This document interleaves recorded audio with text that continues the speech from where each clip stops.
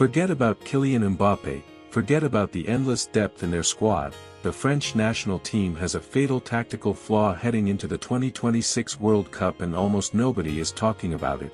If you are an England fan watching this, you need to pay very close attention because the data proves that France is entirely beatable. Welcome back to Elite Pitch Analytics. Today we are exposing the tactical lie behind the most expensive squad in international football. On paper, France looks like an absolute machine. They have the fastest forwards, the strongest centre-backs, and a midfield packed with Champions League winners, but football is not played on paper, it is played on grass, and tactically Didier Deschamps has built a team with one massive glaring weakness: they absolutely cannot break down a low block.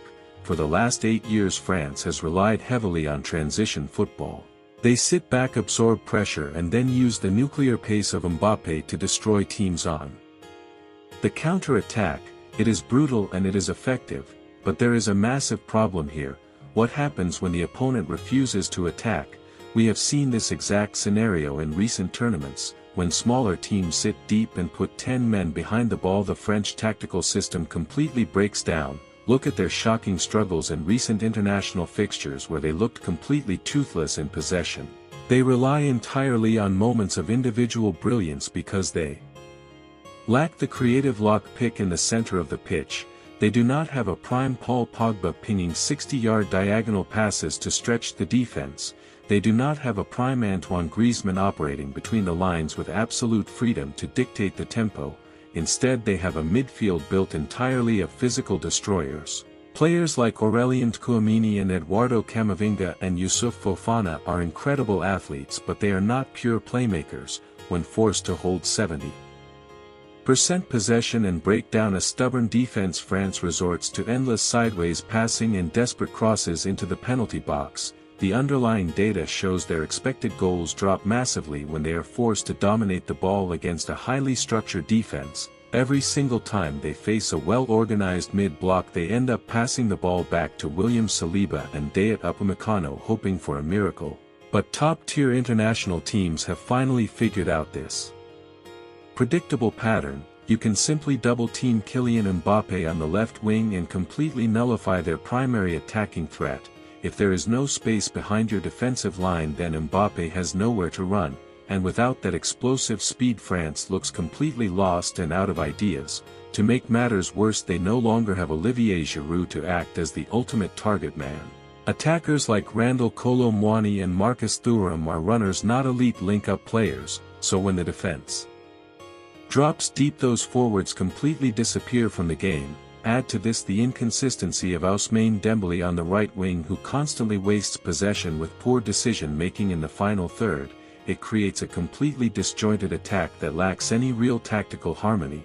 Now combine this massive tactical flaw with the brutal reality of the 2026 World Cup. Imagine France playing a stubborn defensive team at high altitude in Mexico or in the sweltering, suffocating heat of Miami or Houston. The physical demand to constantly recycle possession without a true creative genius will completely exhaust their midfield. Trying to force the ball through a packed defense in 90-degree heat is a recipe for absolute disaster. The French players will suffer severe fatigue and frustration, which leads to sloppy passes and highly dangerous turnovers. Furthermore, when they push their fullbacks high up the pitch to try and create width, they leave massive gaps in defense. Theo Hernandez is phenomenal going forward, but he leaves oceans of space behind him. This is exactly where a team like England can trap them and destroy them on the counter-attack.